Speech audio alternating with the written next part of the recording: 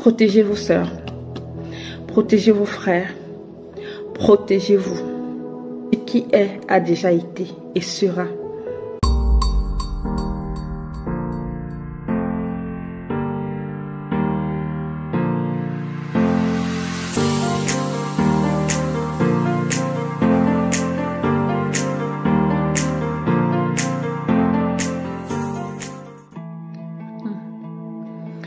Depuis quelques jours, on assiste à des témoignages qui font froid au dos. De notre côté, je ne suis pas si choquée que ça. Peut-être parce que je sais que ces choses se passent, malheureusement. Protégez vos sœurs, protégez vos frères, protégez-vous. Ce qui est a déjà été et sera. Et j'ai même envie de dire sera pire. On est en train d'aller de mal en pire, on est dans les temps de la fin.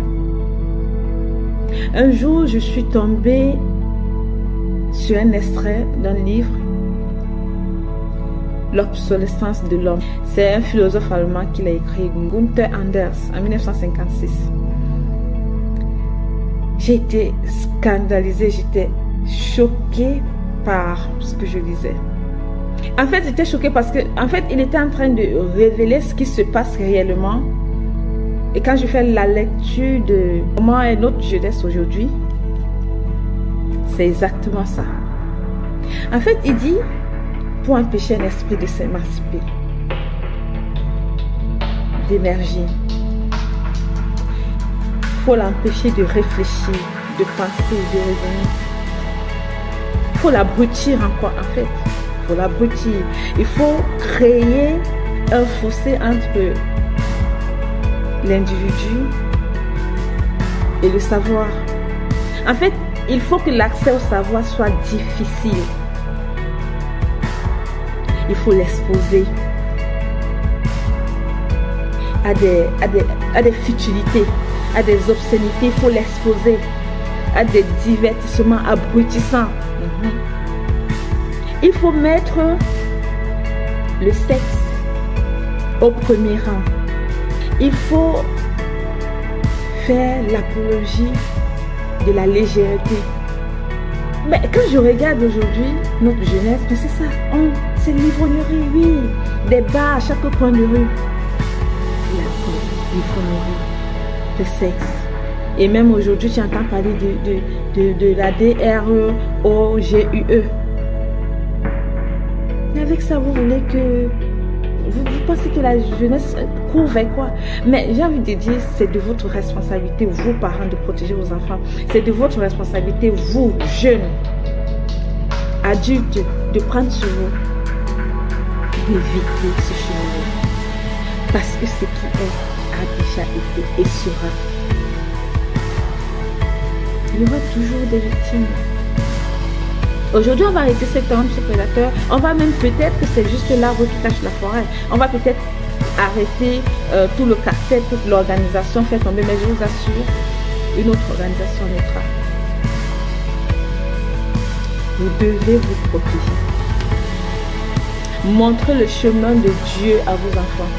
Dès le bas âge, montrez-leur la voie. C'est déjà ça, faites votre part. La Bible dit que éduque l'enfant selon les voies du Seigneur. Il faut que lorsque ça va tranquille, ne s'en détourne pas. Fais ta part. En tant que grande soeur, en tant que grand frère, en tant que parent, en tant que tonton, tata, en tant que grand-parent, montre le chemin de Dieu. Fais asseoir les bases, les valeurs chrétiennes. Parce que c'est mieux que ça. Quand il est dehors, là, tu n'es pas avec lui, tu n'es pas avec elle. Le dehors est gâté, gâté de chez gâté. Et c'est pas que dans ce pays-là, c'est pas que au Cameroun. Mais en fait, il y a des gens qui vont toujours vous vendre des rêves, qui vont toujours vous montrer la vie facile, qui vont toujours vous envoyer des propositions alléchantes, des propositions indécentes. Et il y en a qui vont toujours accepter. Ils vont accourir comme des petites mouches, on les attrape.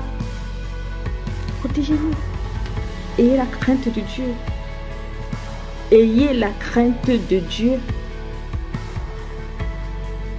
Courage à toutes ces victimes-là aujourd'hui qui dénoncent. Il faut dénoncer, je vous encourage à dénoncer. Courage à vous.